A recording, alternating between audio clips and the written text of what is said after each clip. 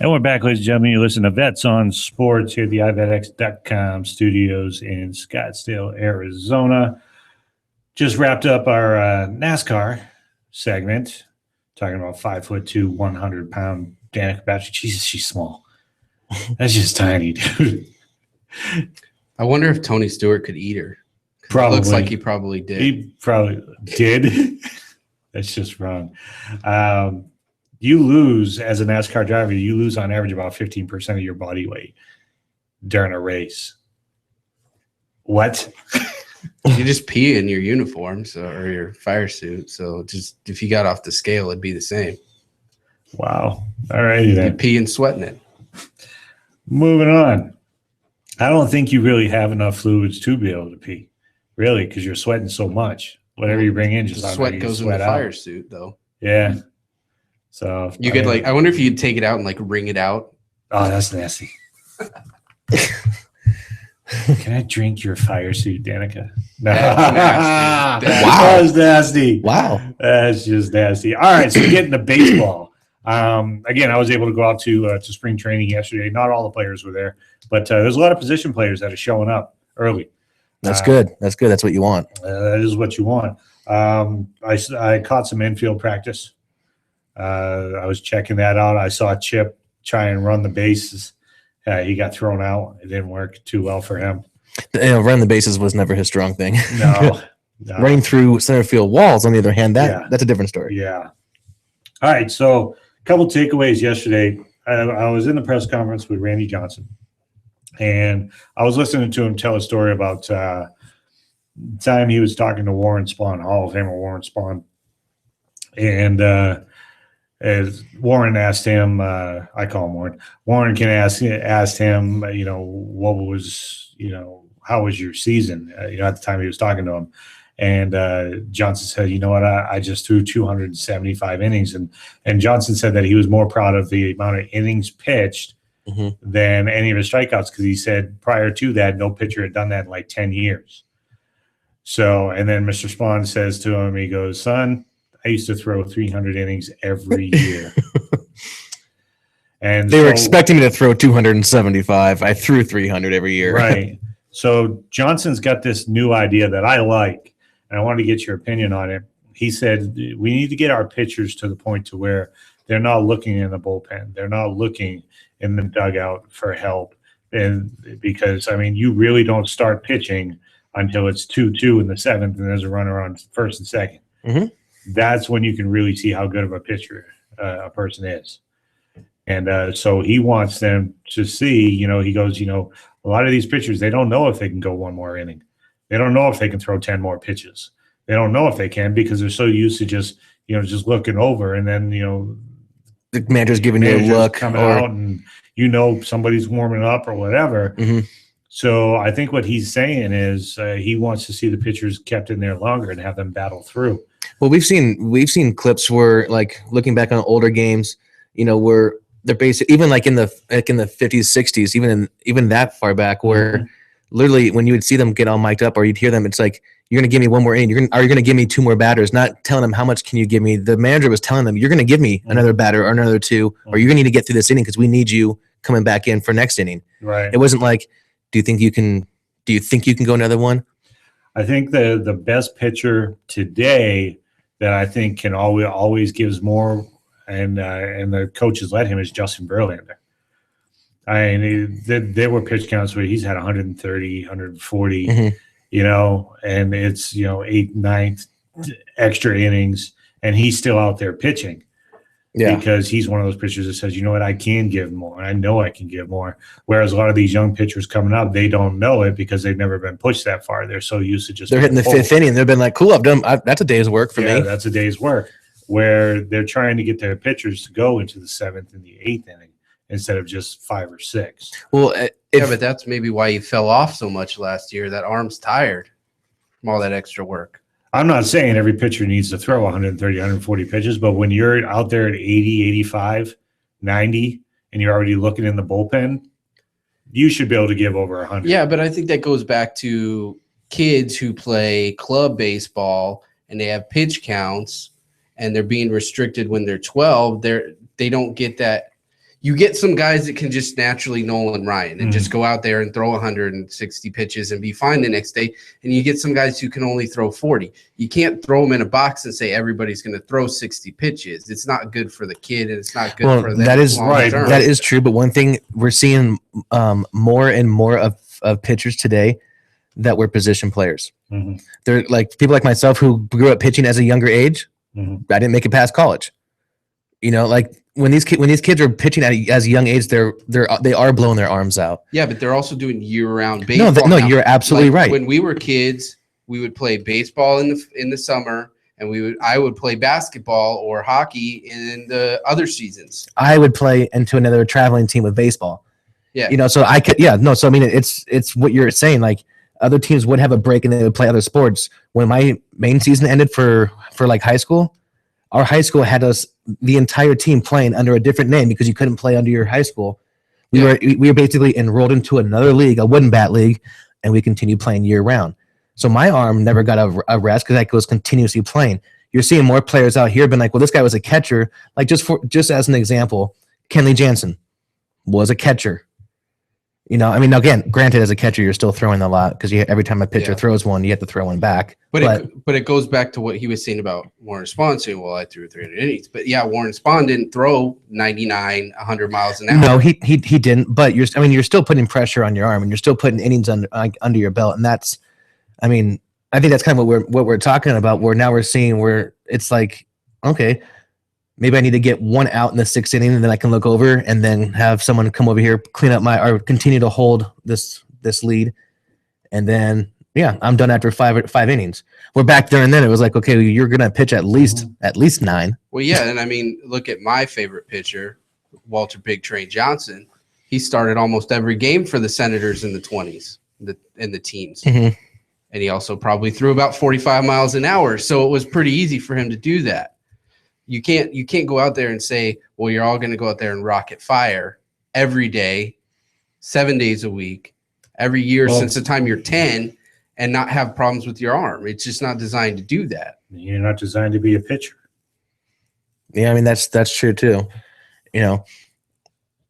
But like it is a different game, obviously, in the sense that now we have 5 and then possibly that 6-man rotation to save innings so that you can have pitchers, you know, try and legitimately hit between 25 and 30 starts a year.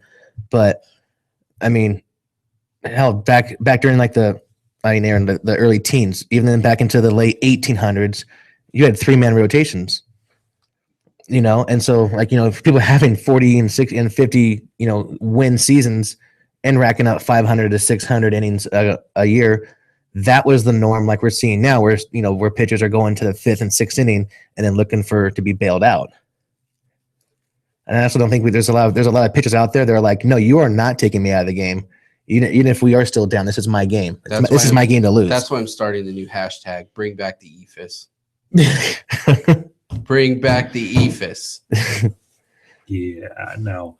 But it wasn't that long ago when we had pictures. I think it's just a different mentality now. Like you said, Brent, when we come around the 5th or the 6th inning, it's like pitchers feel that they're entitled to be taken out. Yeah. Well, one other thing before we move on, back in those olden days, there was 2 stats: win, and then in the 60s they came up with save. Now there's a hold. Now there's a good start or quality start. You know, there's all these other stats that they've created to say I'm a good pitcher, which I think if you come out and you have three runs or less, and you leave in the 6th inning, you get a quality start. A quality start. That's crap. That's 3 runs. Depending on your team, that's not a quality start. Well, one thing also I have is, and I kind of mentioned it when I talked about the 56 game hit streak. where back then pitchers were staying longer in the game, so you had more time to track a pitcher, get a feel of them. You basically had 9 innings to do that. Now managers will sometimes pull a pitcher for that specialty pitcher to come in and face that one batter. So that part of the game didn't exist back in the day. Well, and I think that's a trend that's going away. You don't see a lot of this guy's a righty, I'm going to bring in a lefty for one batter and then switch out another pitcher. Well, we saw Joe Torre was probably the most notorious for having, and LaRussa was too. Well, even with LaRussa, before he even came in with St. Louis, when he had that type of luxury and that talent in the bullpen, then yes, you use it. But he had such depth where they could completely use a pitcher to come in, just pitch one batter, and then have somebody else who is good who could come in and pitch 4 to 5 batters, because all you needed to do was get to your closer, and it was lights out with Rivera. And I'm more of a fan of closing pitchers. I always have been, relief pitchers. And you used to see it with Goose Gossage, who was the king of the 2-inning or 3-inning save. You don't see that. You do not see that anymore. I mean, your team, Dodgers, they're building with a 7, 8, 9 guy now. Well, and not just the Dodgers. A lot of teams are going towards that. But no, like now, I kind of like your example of Gossage, because then it's like, if you can just get me to the 8th inning, I've got the 8th and I've got the 9th chalked up. Yep, or you can get to the 7th. Let me look at it. I just found this stat. Complete games, okay? I'm going to do it by decade, every 10 years. So in 2014, the leader, let's say National League. Who's the leader in National League? Kershaw. 6. With 6. Go back 10 years. I'm not going to tell you to tell me who that is. Levon Hernandez with 9. Go back another 10 years. It's 10. Go back another 10 years. Maybe was it Ryan? It's 13. And it consistently goes up to 20 and 30 every 10 years you go back. So the more we go on, the lower amount of complete games basically we're seeing. And that maybe you'd like to transition to a special league player, like we was just talking about. You have a guy that's specific for this role. Yeah. Well, I will say one thing, just because you mentioned Hernandez. Mm-hmm. He was not a hard thrower. He was just a big guy, and he could throw 200 pitches in a game. Mm-hmm. And Sabathia used to be similar. He used to do that too. He can't do it anymore. Yeah. That was last year for Montreal, I believe. Yeah, but he came here, and he had a lot of complete games here. And then he went to the Nationals, and he did it there as well. Randy Johnson, by the way, 2 years before that, threw 8. How many complete games did David Cohn have? Because he wasn't a hard thrower either, and I'm sure he was up on top of that. I don't see him leading anywhere. I mean, if you go to David Wells, a couple of years. If you go back even further and further back into the 50s and before the 50s, you're going to see more and more of those. That's probably like the 20s and the 30s. That's for 26, 29, 33, 30, 25, 28. There isn't a single complete game that is below 20. Yeah. As a matter of fact, it didn't start really dipping consecutively below 20 until 1980. Where it was, it started out with Steve Rogers.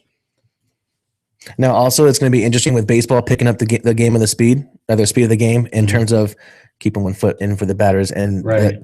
I mean, maybe this. I don't know. This will be interesting to see, because as a pitcher, you do want to be able to have like your rhythm. But some pitchers like to work fast, some like to work slow.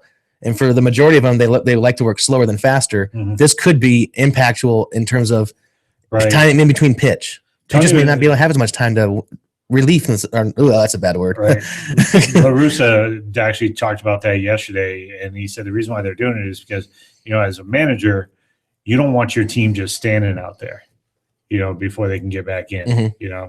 Well, I think the biggest thing is the coming in and out of TV breaks, and it's not so much the time. They're shortening those. Yeah, and that's good. And the thing I think you see is it's not so much that the game's a long time. It's a lot of inactivity in the game, because baseball is almost perfect for Sports Center, because you can clip highlights together, and it's very interesting. You get a hit here, you get this to get this pitch sequence, so on and so forth. But in the span of a game, when there's a lot of just standing around, that's what you've got to get rid of in the game. Right. And the problem I have with the fines with the thing is, they're great rules, but the penalty is a max fine of $500. I mean, how many guys make $25+ million a year? They could probably just pull that out of their pants pocket while they're standing there in the plate and just give it to the umpire. Yeah, but what I don't like, I mean, I understand the want for a faster game, but I think it takes away from the gamesmanship between the pitcher and the hitter. I don't. Or the pitcher and the runner. Because if a hitter finds out or figures out your routine or your timing, then you're done. Or if a runner, if you need to keep him at first, and he's also from the time he was on deck, he starts realizing your timing and when you're going to throw it and everything like that.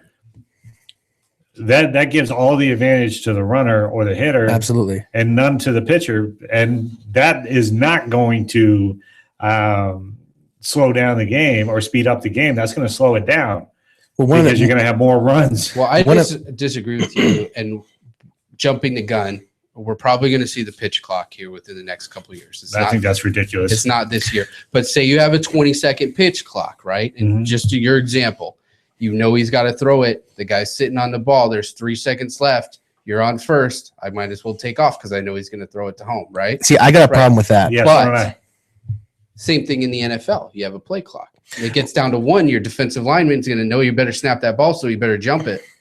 So you can have a similar thing in that. Well, I get that. The problem is, as a pitcher, and Larry taught this to me, Larry Sherry told this to me lots of times too, because of rhythms and patterns, you need to be able to give different looks down to first base. Or and sometimes if you're as a runner and you've gotten your leadoff and you've gotten your stance, you're having to hold that. Yeah. And there's gonna be certain times when when's he gonna go? When's he gonna go? When's he gonna go? Your legs. Exactly. And so that's you. Then when that does happen, you take less of a leadoff. Yeah. And you're not near as empty to be so quick off the stop. And again, that helps you. That helps your catcher. Right. So if it's like 1001, 1002, 1003, he's got to throw on 4. Well, then yeah, you're going to be seeing people, taking off. You'll see more stolen bases if that happens. That's good. Or more pitch outs, and that's is dead. I mean, there's been very little. I mean, look, do the same thing you just did with complete games on stolen bases. There were probably 30 guys with 100, 10, 15 years ago. Now there was one guy last year. It was Gordon and Altuve. Gordon and Altuve, one in the American League and National League, led their divisions respectively. I think Gordon had more than Altuve, but yeah, there's the far and few. Like even so far, maybe 10 years ago with Pierre. Yeah. But during his time, there was a few that were in there. But now you're only going to have like maybe 1 or 2 over 60. Year, Gordon had 64, and Altuve had 56. Okay, so that's where those two, and arguably the 2 fastest players in the league. But it's like, are we seeing that there's better catching, or are they just not stealing as much? They're just not stealing as much. So I think it's good that you bring back the stolen base. No, I don't. Because it's counteractive, though. It's tactical, though. That's when you do the pitch out. Maybe you time that pitch out for then.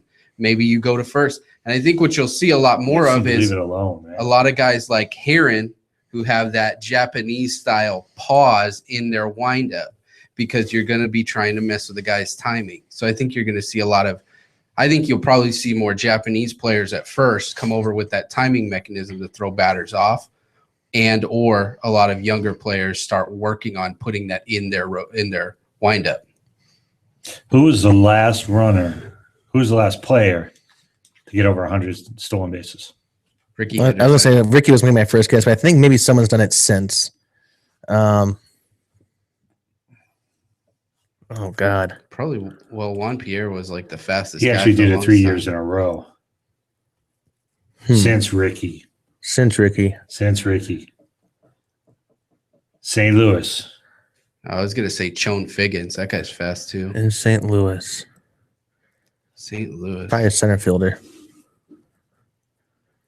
Who do you got? Vince Coleman.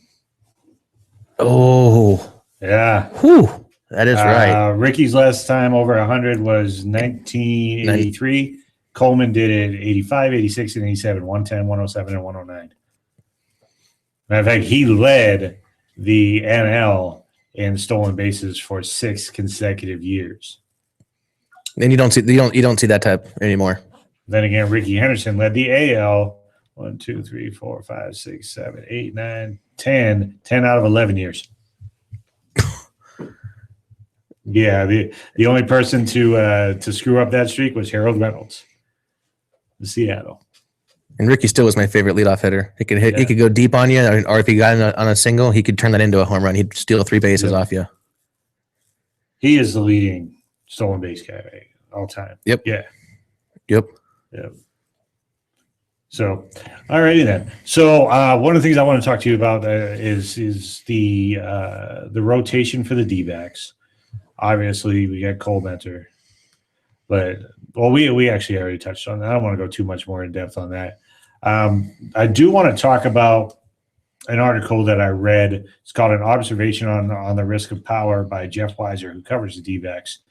And this is a very interesting chart that he did.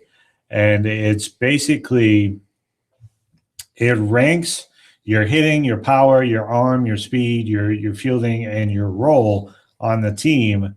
20 to 80. 80 is elite, the absolute best of the best. Nobody on the D-backs is 80. 70 plus, extremely good, very rare. 60 is plus, solidly above average. 50 is average. 40 is below average. 30 is poor. 20 is terrible. And then he also does it on a scale of 2 to 8. 8 being a first ballot Hall of Famer. 7 is a perennial All-Star. 6 is a peak of an All-Star. 5 is an average major league starter. 4 is a fringy. 3 is a bench guy. And 2 is an emergency call-up. So basically what they're looking at, the face of the D-backs, obviously, is Paul Goldschmidt. I don't think anybody would argue. Yeah. I don't think there's any doubt about that. Ranks him as a 70 for hit, 70 for power. I definitely agree with that. Mm-hmm. His arm's a 50, but he's a first baseman. Nobody cares. He just needs to be able to catch and dig the ball. Speed 55, which at 55 is average. I was going to say with average and plus. With his size and playing first base, you're not expecting him to play first base and give you 20 steals. He's a plus rated fielder at 60, but overall he's rated at 7, which is a perennial all-star. So every year he should be an all-star player, which I agree for the D-backs. There's not too many other choices. Number 2 for the D-backs is A.J. Pollock, overall rated. 60 in hit, 40 in power, 45 in arm, 60 in speed. He's one of the fastest out there. Mm-hmm. I think NCRT is the fastest, and I'll agree with that. Fielding, he's got plus fielding at 65, and he's rated as a 6. Yasmani Tomas. Haven't been able to see him yet, really. So they're basically just going off of Cuba. Yeah. But hitting power is a 50, which is average. But his hitting is a 50, which is average. His power is a 65. Yeah. Which is between plus and extremely good. So, and they are expecting some offensive. Where do you see him in the lineup? Well, as we mentioned, with having a healthy Schmidt and a healthy Trumbo back, his position in the lineup can be interesting because you can put him behind Goldie, and there's plus and there's advantages for having someone who is, again, he's been compared to like a Puig. He's got like the whole kind of package going. I would say what would be probably best is to have him bat after Goldschmidt and then have Trumbo behind him. Mm-hmm. Again, with Tomas's bat, it's kind of hard to push Goldie around the bases, but they're saying that Tomas is going to have that gap power always going to be there. So Goldie's not going to have to be making hard runs. The thing about Tomas is where he excels is his hitting. His fielding and his speed is not the greatest. But we have expected that from the Cuban players, where it's usually the bat is predominant. Right. The glove comes as a secondary, and we've seen that with Puig. Yeah. We've seen that with Cespedes. Mm-hmm. So he's kind of following. Cespedes got an arm. He's got. But so does Puig. And Puig's biggest concern is the glove. Yeah. He's almost kind of like Manny being Manny out there sometimes with some of the things he does, but he will have those spectacular dives. Mm-hmm. Yeah, and Tomas is supposed to have a pretty decent arm. I see him actually being able to. They're supposed to be working him more into third base. Mm-hmm. So, which I think is nice because that means Hill can move over to second, which makes a pretty decent infield actually. That works out. Owens filling up the hole as in the shortstop. You know what? That kid's got. I think if they continue to hold him in the D-backs organization. He can work out. He's not going to be a power hitter in terms of a shortstop. He's got great hands and he's quick. Yep. So as a matter of fact, his out of all his attributes, his power is the only thing out of lack. Everything else is rated at 50. So he's based at a 5, and he's trending steady. So which means that he'll be a pretty good player. Aaron Hill's right behind him. Better bat. Even though they are losing Gregorius, with the trade, he brought speed and he brought some pretty decent defense. So all Owens needs to do is just hit this year, because that was where Didi kind of wasn't as big as on his bat. So with Owens, you already know you've got the glove and you've got the arm.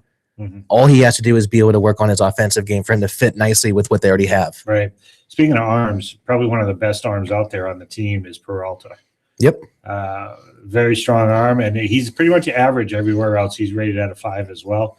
Ender Inciarte, I love this guy. He's talent. He's good. I think that if he is the fastest guy on the team. First off, second, I think that with the right coach, with the right run coach, he could lead the NL in stolen bases. I truly do think that. I think he's got that much speed and that much talent. And he's got a great glove. Well, I think he stole about 20, maybe 19 or 20, something like that. 20 last year. Now, I mean, again, he only got in. I mean, he did play 118 games. I'm looking at that right now. I do see that. But he's one of those players that, as a pitcher, you're not worried about him hitting the ball out of the park. You're worried about him hitting your mistake and putting it down the line on either side, right-handed or left-handed. He did that a few times last year. And then just slap it over, and with that nasty side spin, it's going to go in there. It's going to rattle in the corner, and you're always going to be looking at him at second. If you have him at second base leading off an inning, he's one that's going to be able to move over on a tag, or then like with the D-backs, they can play contact. Yep. So that's an advantage to have. I think it's either going to be Hiller and Ciarte at start. Well, one thing that I think is a big issue, we mentioned this when we were off air, is they had the worst year last year, and so it's going to be all you can do is to go up. But one thing that I think that they need to be able to work on, and this was spoken about in SportsCenter, is not worrying about the offensive production. It's limiting offensive production on the other end with the pitching, and they talked about how the Royals did that, where they limited offensive production on the other side. Mm-hmm. Which meant they didn't have to create as much on their side. I don't see the D-backs having the kind of home run threat throughout their lineup. So if you know that's not going to be there, you can't rely on it. Like the Orioles could. If they were in a slump, they know someone's going to hit a bomb and then it's going to bring the team back up. They could rely on the home run ball. I don't think the D-backs have it, so it's going to have to come from this pitching rotation. That's where I see the questions is. It's not allowing as many runs on the board. One of the things I want to see Chip do is be a little bit more consistent with his lineups this year. Not having near as many. There were a lot of changes, but oh my god! But also, here's some people that would say that Gibby was trying to make things happen, and you couldn't say that he wasn't trying to make moves and make things happen by changing everything. But again, baseball, with it being such a long sport, you need to have that rhythm. Mm-hmm. What do you got, Aaron? I just wanted to say, I mean, I don't want to crap on your guys' love fest here, and I know the D-backs are our sponsor, or they're our partner, and I want them to do well, but as a fan, what do I have to root for? Them to get fourth in this division? I mean, the Giants, the Dodgers, and the Padres, I don't think they can compete with any one of them. Well, here's what you have to look forward to. Goldie's going to be coming back healthy. Trumbo's coming back healthy. Coming back healthy, and now probably looks just like the closest that he ever did when he was with the Angels. Look, I like Josh Colmenter. I think he's a very good bullpen pitcher, but they're going to probably start him opening day. I could see that, but you can't say he hasn't earned it. I'm not saying he hasn't. You look at the pitching rotation. You got Josh Colmenter versus what? Clayton Kershaw. Well, I'm pretty sure Kershaw is going to win that one. You can't say that because last year the first 16 to 1. They put up 16 spots on Kershaw. That was in Australia. No, that was here. He covered that game. That was an awesome game. Well, then maybe you better be there. You better be there. Well, I plan on it now that I got full season credentials. Yeah. I'm just saying. I don't. Well, no, it's hard for me to get hyped about this team. But that's what I'm telling you. Like, oh yeah, they're going to be great because why? Look at this division. It's going to be tough. And unfortunately, the way baseball is, with only 6 teams making the playoffs, I think it's going to be another long season. But Speak the world into existence. So, Aaron, I'm trying to tell you this. the Yosmanis Tomas is supposed to be a very good show.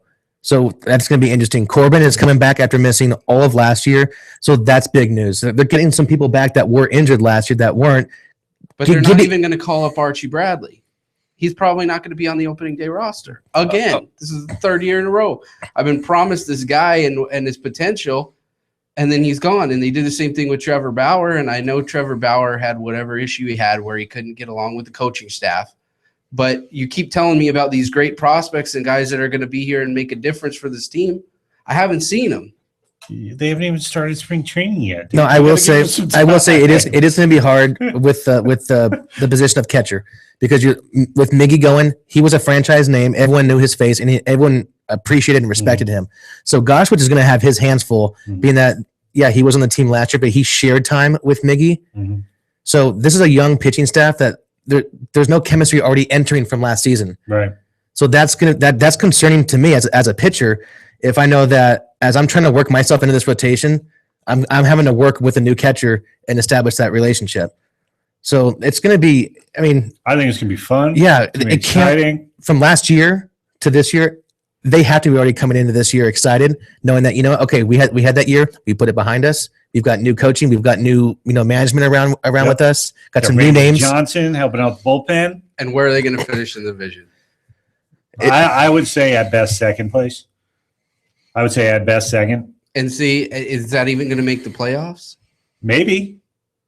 I don't think it does in this division. This is probably the toughest division in the Your World Series champion came out of second out of the West last year. Well, no, I will agree with you that the NL West just got a hell of a lot more interesting. It is, I don't expect them, but just to improve and show that you're improving, that's awesome to me. I like cheering for the underdog. Let's see. Last year they were 64-98, which was the worst record. What you're not understanding is last year they were 11-4 with Vets on Sports on the field. Are you saying it's the karma? This year, the Vets on karma. We got every single home game. So watch, they're gonna have a crazy, awesome home game record, and then just blow it. I hope they do. I don't see it. I think the Padres are winning this division. That's because you already woke up with your eyes closed shut, man. You got to open them up. You have to see the possibility. There's talent on this team. There is talent on this team. Beyond Goldschmidt and Trumbo, there's not a lot. And in Ciarte, I'd have to see him. And I've been told about how great these prospects are, but again, now is the time that they're going to have to do this because Pollock is going to be filling center field. Parra's gone, so he has to step up. Ciarte he was for the most part productive when he was in there. Yeah, but we have a new addition of Peralta who was there towards the end of last year. So look, there's no better person to place judgment on the players than Tony La Russa. And he didn't come in last year until the end of August. All right. So you can't say last year had anything to do with him. Well, and if you want to know how good of a manager he is, just ask him. He'll tell you. But he doesn't have to tell me. I get tired of seeing his damn Cardinals in the playoffs every year. Yeah. Even though we swept them in the World Series. Where's Joel? But still, man, you can't deny his track record. He knows talent. He knows how to put a team together. Give him a couple years, but this year is definitely going to be better than last year. I think it's going to be a long summer here again. All right, over under 70 wins. I think they'll be over, but I don't think by much. I think even if they win 85 games, they might not win this division. No. They won't win with 85. You're going to have to be in the 90s. It's going to be 90 or but 100. I'm not saying they're going from worst to first. If they won 85 games, that would be a great season for most teams. What they need to do, but it won't be here. What they need to do because they have cap space for free agents. They totally. If they show up this year, that's right. There's no cap in baseball. What are we talking about? There's no crying in baseball. So anyway, if they show up this year, someone might want to. They can shoot. Yes, some of the free agents are going to start coming here. They need pitching. And we're not way to do it. Yeah, we're not denying that. Maybe Zimmerman from the Nationals. He's gonna be one of the bigger targeted ones. I don't know if he'll go East Coast to West Coast though. I think you got to throw whatever kind of money you can. I think they're afraid to throw big money at one guy because of the whole Eric Burns situation and not only that, because one guy's not going to fix this team. Yeah, but at least you have an ace. Yeah, but no. At least you can because say then this is our guy. then you went out and you spent $100 million on a guy that's going to make a 5-win difference because you don't have the money to bring in other guys. Yeah, but remember when Randy Johnson was here? Remember Moneyball? You remember when Randy Johnson was here? It was an event to see him pitch every fifth day. Was it maybe a win every fifth day? Maybe, but at least you got somebody out there because you could say, well, we're probably going to win today. The Dodgers can do that with Clayton Kershaw. They could say, well, we're probably going to win today. And just as well with Greinke. And even at the end of the year, say it's a close race, which it's not going to be. You could say, I'm going to go to this guy because he's going to get me a win, even if he's not 100%. I think you've got to at least have that guy. And they haven't had an ace here since what, Brandon Webb?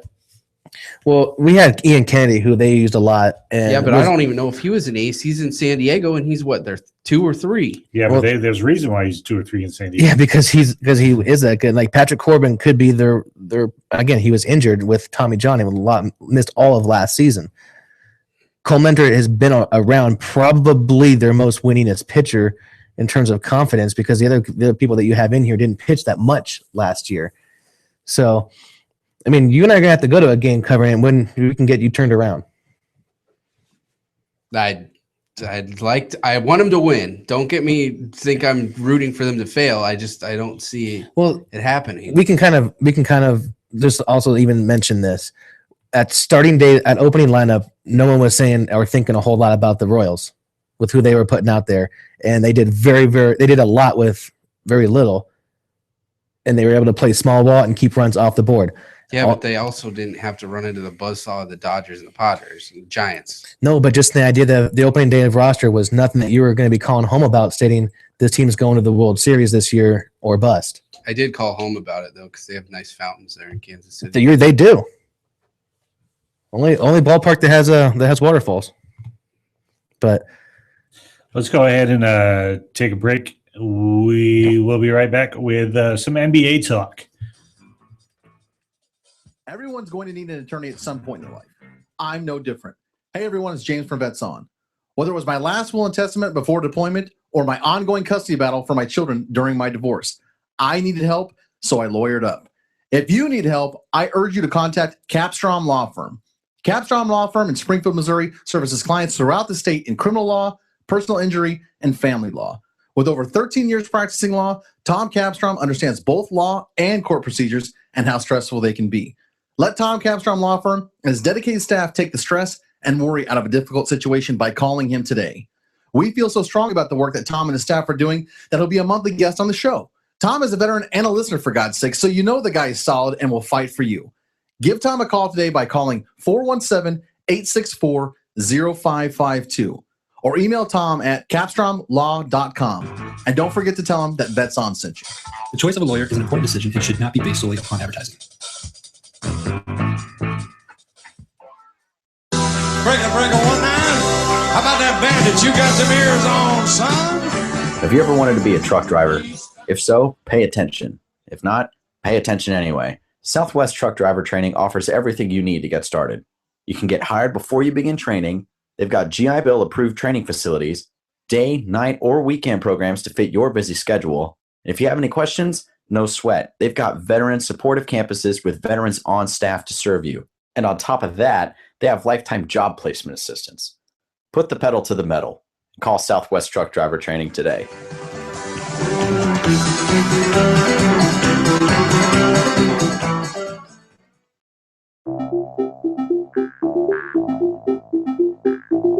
If you or someone you know is looking for a new job or career, you need to visit the pros. National Career Fairs at ncfairs.com. National Career Fairs hosts over 300 career fairs a year nationwide. The events are free and give you the perfect chance to meet some of the top employers in your area face-to-face. To find the nearest career fair to you, visit ncfairs.com. Again, that's ncfairs.com. What are you waiting for? Would you like to own a thriving business and help employ local veterans? The Vetraplex Handyman Construction and Landscape business is the opportunity you've been waiting for. The Vetraplex is your gateway to an affordable startup business with 0% financing for qualifying owners.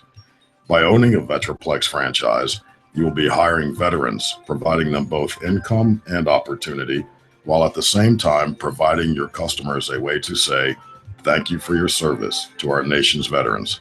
For more information, visit vetraplex.org. Again, that's vetraplex.org or call 928-284-2022.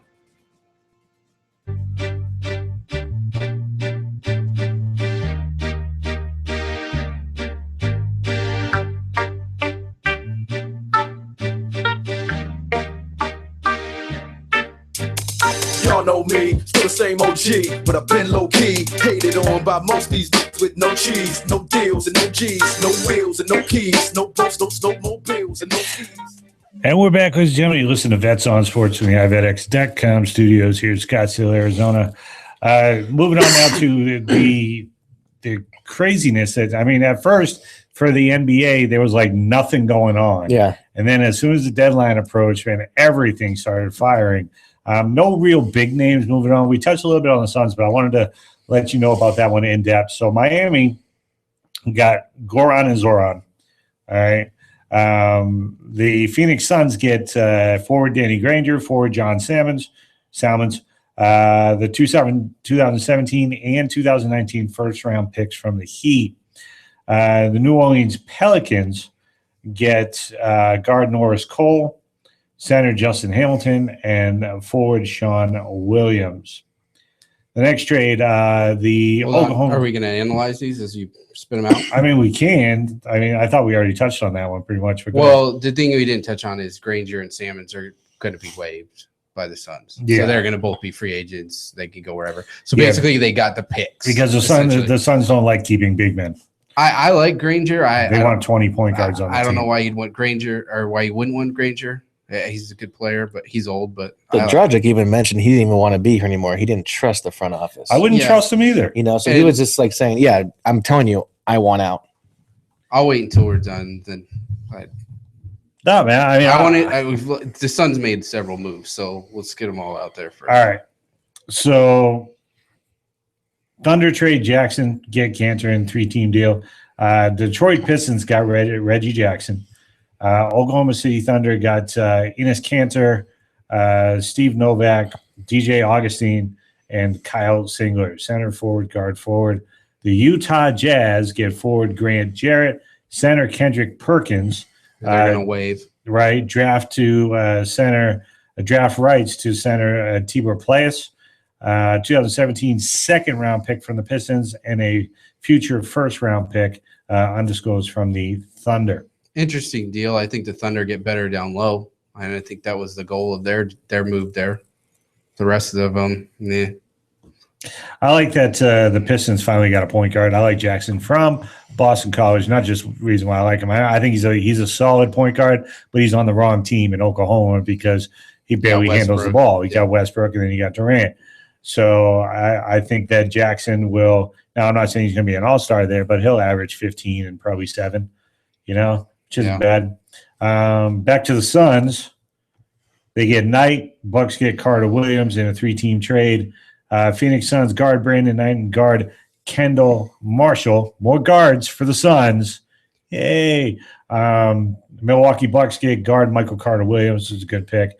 Tyler Ennis and forward Miles Plumlee. Yeah, that's interesting. I mean, the 76ers get more picks. I mean, at some point, you got to make something out of these picks. They can't all be promises and hopes. And Carter Williams is rookie of the year last year. He's going to the Bucks. I mean, I think that guy's a legit player in this league. Right. And then Sixers got a first rounder for next year. Yeah, they got the one from the Suns. So they got that Lakers pick, which could be this year, but I think the Lakers are going to be bad enough that it's going to be top 5 protected. Brandon Knight, though, for the Suns, it's the same thing as Bledsoe last year. He's a restricted free agent in the offseason. So he's going to say he wants out. Yeah, and they're going to have to match a max deal to keep him. It's regarded. They're just not bringing in any big men. They're not doing a damn thing to bring in anybody they get. They waive. I'll go on my rant when we do all these. Okay, because I'm not happy. Not too many Suns fans are. Next trade, Flalo headed to Portland. Portland, the Trailblazers get Aaron Flalo forward. Forward Alonzo G, Denver Nuggets get guard Will Barton, forward Victor Claver, and forward Thomas Robinson, and a 2016 first-round pick, which is lottery protected. So it's going to be a good pick. Good move for the Blazers. They needed I like help. it. Yeah, they needed help at guard. I like And they've been tops in the West, so they only get stronger with this move. Yep. Yeah, I like that one. That's a good pick. Brooklyn sends Garnett back to Minnesota. This is that feel-good story, whether you like Garnett or not. I like this pattern now that LeBron started where everybody's going home. Yeah, and we talked about it earlier. I think he's going to be the leader for all those young guys. Yeah, I like that. And So it's going to bring a lot of defense to that team too. yeah, I mean, and he's not the player he was, and Nope. he can't But he's still got that fire. But he can maybe teach Wiggins to do it. Yeah. He can maybe Yep. teach some of those other guys. I think to his be I think his better. I think his role is going to be more so in trying to teach the game, like Yeah. his way, like the old school way, or just at least being able to be there as an influence. Yeah. And So you could put a split screen on him going crazy. And Yeah. it's entertaining. I think it is. So Timberwolves get Garnett. Brooklyn Nets get Thaddeus Young. Suns send Thomas to the Celtics for guard Marcus Thornton and a 2016 first-round pick from the Cavs, which, okay, it's going to be a late first-round pick. I'm okay. I like Isaiah with Smart, with Marcus Smart. So, and I think it adds a little bit of depth, so it's not just Bradley and Smart playing every damn possession up and down the court. So I kind of like it. I mean, Isaiah Thomas he's a great. He's good. You know, He's great. the comparison I heard with him is for the Pistons, Vinny Microwave Johnson. Come in, get you a bunch of points real quick, and then go off. I think that's best for him right now because, I mean, he did at the beginning of the season, he was coming off that injury. So with his ankle. So I like him coming off the bench. Yeah, and he could come in and score, but he's not going to pass. Right. So if you're okay with that and you're going to use him in that role, fine. And it doesn't hurt that they still have another 5 first-round picks. The Celtics aren't next 2 years. going to win now. So Rockets acquire McDaniels from 76ers. Guard KJ McDaniels goes to the Rockets. Guard Isaiah Cannon goes to Philadelphia, plus a 2015 second-round pick from Denver or Minnesota. Analysis on this one? Okay, a couple bench guys. Yeah. Young guys. Adds to the front court. You know, that's about it. Kings, which, by the way, in George Karl's debut, beat my Celtics last night. Nobody cares. So yeah, the best thing for your Celtics is to lose right now. Well, no, I mean, we've got enough first-round picks already. I don't think our season's going to really affect that. I think we'll be fine. So I think Carl will make that team competitive. I think, but the problem is they're in the West. He's a good coach. He doesn't win in the playoffs. I mean, right. But when was the last time the Kings were in the playoffs? So it's a good move for them. Yeah. Pistons acquire Prince from the Celtics. So Prince will finish his career where he started in Detroit. He's old. He'll be bought out or whatever. Detroit gets forward Tayshaun Prince. Celtics get forward Jonas Jerebko and forward Gigi Datome. I don't even know. We can't just get like a John Smith. It's weird. Can't get any Irish guys there on the line. Right. After Scalabrini, that was our last. You should have gotten KJ McDaniels. No. At least it's a Mick. But the Celtics do need bodies. I'm talking about the name McDaniels. It's an Irish name. Mick. Yeah, that went right over me. Not Knicks send Prigioni to the Rockets. Who cares? New York Knicks get Alexei Shved and 2 second-round picks, 2017, 2019 from the Rockets. And then, Prigioni goes to Houston to pair up or back up James Harden. Great. So nice work, Knicks. You're still awful. Nuggets send McGee and a pick to the 76ers. Denver gets draft rights to guard Sink Keel. And Philadelphia gets JaVale McGee, a 2015 first-round pick from the Thunder, which is lottery protected, and the draft rights to, I think the Sixers got a problem getting guys to play for them. They have Caroline I think on the their team, and he won't Sixers show are up. lucky they don't want to put first names on a jersey. Chuck think- Duvieri Maduwabum. I think the Sixers are lucky their fans haven't beaten them to death. It's Philly. They're not happy unless they're mad. But yeah, but they're Yeah, right. I don't even think they care. They're just like, oh, when do the Eagles start? Yeah, they're already watching training camp. They're already watching. They're the ones watching the combine. Yeah. All right. Wolves trade Mo Williams to the Hornets. Veteran Mo Williams goes to the Hornets for guard Gary Neal and guard Troy Daniels and a 2019 second-round pick to Minnesota. And Charlotte again gets guard Mo Williams. Get some backcourt help with Williams for Kemba Walker. You got to have some there. Mo Williams is a solid veteran. And the Hornets are in the playoffs right now. Yep. So Hawks, East leading Hawks, send rookie Adrian Payne to the Wolves for a future first-round draft pick. Undisclosed. Okay. So, all right. That was February. January, Clippers acquire guard Austin Rivers, 3-team trade. That's an old one. Yeah, it's an old one. Nothing really there. I mean, that's the big ones. The only other one was Ish Smith from the went to the Nate Pelicans Robinson went back to the Celtics. Okay, he can dunk. Good for him. Jameer Nelson. Well, he was on the Celtics. So the Boston likes Nate Robinson. They couldn't keep him there at free agency. So the whole thing with the Suns is they started, like Brent said. You said the trust thing with Goran Dragic. Yeah, I'm not happy. I don't think I think they made a lot of moves. If you watched the press conference yesterday, the whole front office attacked Goran Dragic.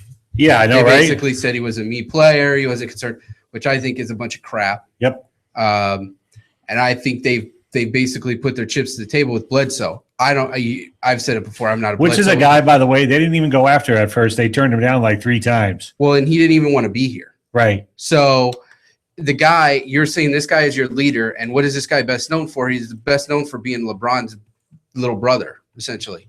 So you want this guy to lead your team? I don't know if he has the qualities to lead the team. I think the better move would have been to keep Dragic. I'm glad they traded Thomas. He wasn't working here for whatever reason. He just wasn't going to work. So I'm okay with that. I think that the move they should have made would have been to get DeMarcus Cousins and pair him with Dragic and make those two guys your future of this team. He was complaining, he was jawing and doing all that stuff. I think you could have had him for that pick for the Lakers, maybe the Twins, maybe Bledsoe. I think if you would have thrown some pieces together, you could have made that work. Mm-hmm. And I would have made Dragic my guy as my point guard with Cousins down low and built around that as my future. That would have been my team right there. I don't like the Knight move. I think you're doing the same thing with Bledsoe. We just talked about it. You're going to have to re-sign him. You're going to do a max deal. Now you've got 2 point guards again. You're in the same position you were in before. And then the one guy, they got one forward out of all these trades, Brandon Wright from the Celtics, whose contract expires the 1st of July. Yeah. And then they give up a first-round pick for him. They still don't have any big men. And their front office is still telling me how good of character guys. I'm not a DeMarcus Cousins guy. The guy's a nutcase. But you know what? I don't give a crap if you win. This team has been around for 47 years, and they've been to the finals twice. So I don't care if you had guys out there that are all nutcases, but they win. At this point, I'd like to see a win. Yeah. You can win, and then you can get character guys after you've won something. Yep. So I'm really upset with this team, and I'm not a big NBA fan. The Suns are the only team I care about. So I don't even know. And they're right now in the 8th spot. They're probably not going to make the playoffs. Nope. They're in the 9th spot right now, by the way. I thought they were tied with. They lost last night. Oh, yeah, they lost last night. Yeah. So, and that's funny too, because the Suns management did a press release just they said, "Hey, if the season would start right now, we'd be in the playoffs." Well, if it started today, you wouldn't be. And the other thing they've done is they said, "Well, we had those 4 buzzer beaters that if they went the other way, we would have this great record." Well, so what? Who gives a crap? Yeah. You got a case of the supposed. If you're relying on that to be able to make the playoffs, then your team's really not that good. I'm sorry. You're not supposed to make those shots. It's stupid. Yeah. So I don't know. I'm glad there was a lot of movement though in the trade deadline. It was nice to see one for once. Maybe if the MLB would move theirs back from the middle of the season, you might see some more movement. Brent. Thoughts? Well, I only heard a couple of people that were actually happy about the trades that the Suns did. Mm-hmm. And there are more people who are more up front on the players up front as opposed to down low. So they were kind of actually happy about that. One of my friends actually even mentioned, he's like, this is probably the best thing the Suns have done in about 3 years. So I know there's some people that are on different sides of it. I personally kind of liked watching Dragic play. So I'm just going to miss seeing that. The updated for my Celtics, because I got to be happy about some for draft picks after all of this mess in the last 2 months. They've got next year first rounder for their pick: Clippers, Dallas, Minnesota, and Philly. So they have 5 first round picks next year. They also have 3 second round picks next year. The following year, they've got 4 first round picks, and then 1, 2, 3, 4, 5 second round picks. So they've got 9. They've got 18 picks in the next 2 years between the first and the second round. They'll probably trade a few of those to move up. I'm just throwing that out there. Yeah, and that's how you build a team in the NBA. You got to have superstars. Or you can pick all 18 and then create a team in the EuroLeague. Or pick the best D-League team there is. You might win a D-League championship. So, I mean, Celtics still have the most championships out of anybody. So, yeah, and they can have all the character guys they want. Yep. Yeah, we were all about character when we had people like Bird and McHale clotheslining people. And well, since they're not trying to win, I don't know why they just don't get all the Irish-sounding guys in the league. All the McDaniels. Ridiculous. Why not? You're not going to win because anyway. McDaniels is not Irish. Yeah, how do you know? Because he says Mick. Oh, you can get Scalabrini back. No, you can't. Maybe you can get Bird. No, they got a lot of young talent. I like Selinger. I like Olenek. They're pretty much the leaders down low for the Celtics. I like Smart. So I like Isaiah Thomas. So they got 4 solid players to build around here in the next 2 years. Let's go ahead and take one last break, and we'll be back to wrap everything up. Would you like to own a thriving business and help employ local veterans? The Vetraplex Handyman Construction and Landscape business is the opportunity you've been waiting for. The Vetraplex is your gateway to an affordable startup business with 0% financing for qualifying owners. By owning a Vetraplex franchise, you will be hiring veterans, providing them both income and opportunity, while at the same time providing your customers a way to say, thank you for your service to our nation's veterans. For more information, visit vetraplex.org. Again, that's vetraplex.org or call 928-284-2022. Breaker, 19. How about that bandit? You got some ears on, son? Have you ever wanted to be a truck driver? If so, pay attention. If not, pay attention anyway. Southwest Truck Driver Training offers everything you need to get started. You can get hired before you begin training. They've got GI Bill approved training facilities, day, night, or weekend programs to fit your busy schedule. If you have any questions, no sweat. They've got veteran supportive campuses with veterans on staff to serve you. And on top of that, they have lifetime job placement assistance. Put the pedal to the metal. Call Southwest Truck Driver Training today.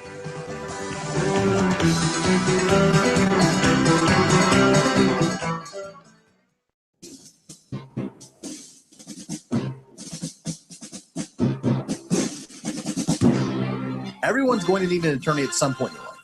I'm no different. Hey everyone, it's James from Vets On. Whether it was my last will and testament before deployment or my ongoing custody battle for my children during my divorce, I needed help, so I lawyered up.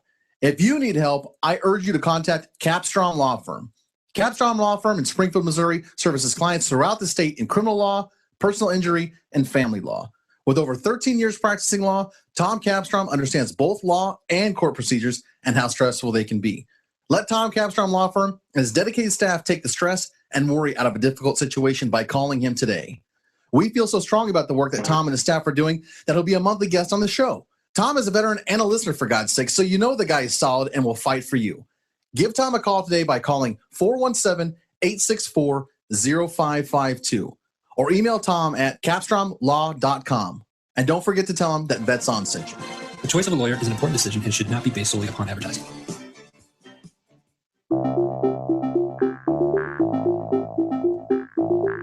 If you or someone you know is looking for a new job or career, you need to visit the pros. National Career Fairs at ncfairs.com. National Career Fairs hosts over 300 career fairs a year nationwide. The events are free and give you the perfect chance to meet some of the top employers in your area face to face. To find the nearest career fair to you, visit ncfairs.com. Again, that's ncfairs.com. What are you waiting for?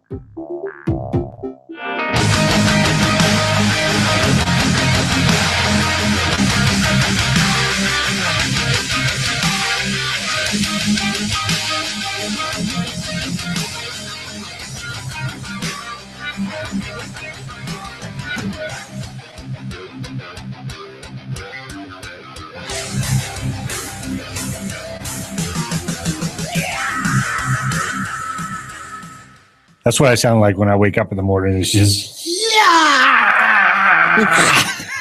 I like Kill Switch, man. They're good. yeah, they are. I like them. All right. So, ladies and gentlemen, we appreciate you listening in today. Just a few final thoughts. Who's winning the Daytona 500? Aaron. Who's your pony? Take Gordon. You're going to take Gordon. You're going to say he's going to do it his last race. Yeah. He's going to sentimental pick. I think he will. I don't think he'll go wire to wire. I think he'll drop back to like 6th, and then I think he'll come on late. Well, the thing about Daytona is you can drop back to 20th with 5 laps left and still win. Yeah, I mean, I just don't think he'll. You get somebody that pushes you. Start in 1 and finish in 1. Right. You know, I don't think over under 5 as far as wrecks go. More or less than 5. More. You think more than 5? You got to remember, there's always more cars this race. Well, let me other race. Let me look something up real quick. Brent, who's your pony for this race? I'm actually going to go with Kozlowski. Don't take Danica, jerk. I didn't. Ass. He's a well wisher. Look, I know. Hey, the whole show, we didn't have one curse word until right there. No, we didn't either. I know. Ass. Pull your head out of your arse and listen to the show. I've got Kozlowski. You're taking Kozlowski. Yeah. The guy that here's the thing about that I like about Kozlowski. Okay, you can't have the hero unless you have the villain. All right, you can't. All right, you can't say, "Oh, this guy's one of the good guys," unless you have some guys that are one of the bad guys. Mm-hmm. Kozlowski's a little bit of both. He's more bad, but I love his grit on the track. He races. He races hard. Like you said, man, Rubin's racing. That's how he does it. You give him an inch, he's going to come through there. You know, he's going to put his damn nose of his car right in there. So I've got Kozlowski as the pony, and I've got over 5 wrecks. Over 5 wrecks. It's 400. It's 500 laps around, or 500 miles. I'm trying to see what the average caution is for Daytona. I would have to say it's at least 3.5. This whole thing's about. It's less, but you've got to remember this first race always has more cars than the rest of them because this is their Super Bowl. Right. I like how you get the championship out of it. Basically, the race super race. You can't super race, Aaron. The super race. The super race bowl. We had an entire show until no one had to mess up until right then. Now we're going to delete the whole damn episode. It's just wrong. We're going to get sued. God. Mr. Producer, Mr. HR. He seemed like a nice guy. But he's not. Mr. Birthday Boy. He's getting careless in his old age. You're taking Kozlowski, you got Gordon, I'm taking Junior. So good chance someone's going to be right. Well, yeah, it was a pretty good possibility. But then again, I mean, you've had these nobodies come from out of nowhere. Drivers. So yeah, they could be anybody. Like what's his name? He used to race for the Wood Brothers. The rookie. Was it Bain? Not Bain. Yeah, Trevor Bain. Yeah, Trevor Bain. Yeah, he's no longer on the Wood Brothers. So he was a new boy on tour, and then he went up and took it. Well, the Wood Brothers is kind of like an honorary exception for owners to be allowed into Daytona because they've been around since like the beginning of NASCAR. So they always have that one car. They're a one car team. Mm-hmm. But I forgot who's driving it this year for them. I forgot. Is it Allmendinger? Maybe. I forgot. Anyway, so 500 Fastlane is tomorrow. Yeah. WWE Fastlane. Speaking of which, new WWE show on Vets on Sports Wednesday nights with Silent J. I'll be launching that. So keep an eye out for that. We'll be back Tuesday from 7:30 to 8:30 Mountain Standard Time. So we're changing up the hours because we're adding more shows. So we don't want we don't want to take all of the victory from the other people. So thanks for hanging out with us on this Saturday. It's time to wrap up. Let's go ahead and get out of here, man. Let's do this. Hit the music. Oh.